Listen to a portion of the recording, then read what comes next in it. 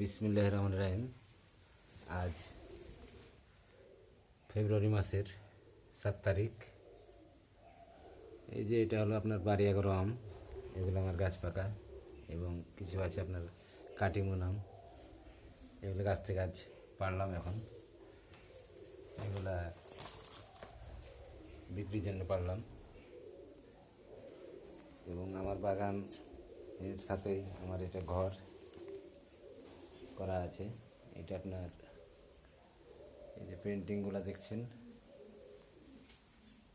এইগুলোও আমি নিজের হাতে করেছি। অনেক লোক মনে করে এগুলো হয়তো টাইলস, তা না, এটা পেন্টিং করা আছে। এটা আমার বাগানের ঘর। এখান থেকে আমরা আমগুলা সাজিয়ে রেখে